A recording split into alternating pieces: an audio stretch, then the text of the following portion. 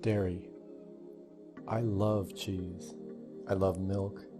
I love almost all dairy products. I went to Switzerland and did a job interview to become a cheesemaker, completely in German. This is how passionate I am about dairy. But I also avoid it at all costs. Let me explain. Ever since I was a teenager, I've always had pimples. Not an excessive amount, but consistently, and they would appear all over my body. I could have them on my arms and my legs. My back at one point was so covered in pimples, it looked like I had hives.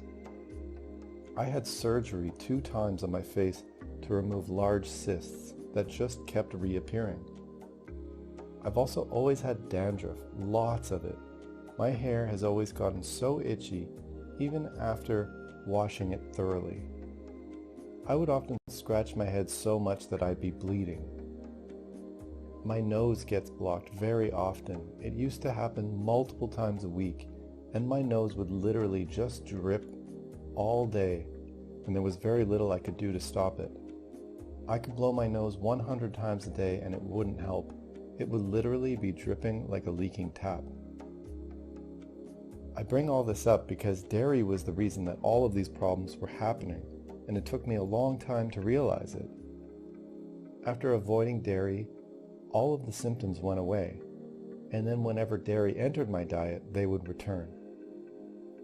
The pimples would be worse with things like cheese or butter, and my runny nose would be worse with something like milk.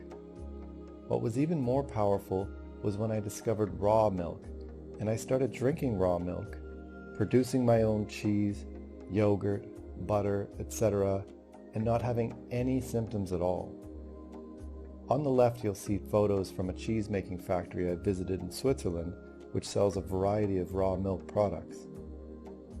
Dairy processing is a topic that would require a lengthy conversation, but I bring this up simply to say that if you suffer from pimples, dandruff, or a runny nose, potentially you have an intolerance to dairy.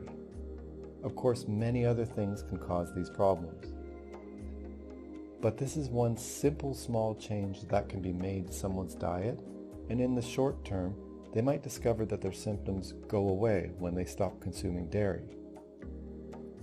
It's important to remember how large the dairy industry is, which means that there are many different dairy derivatives in most foods.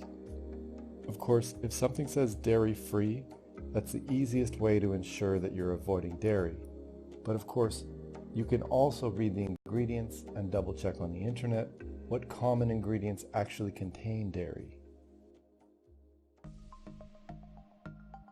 Research what ingredients contain dairy and plan meals that don't contain these ingredients.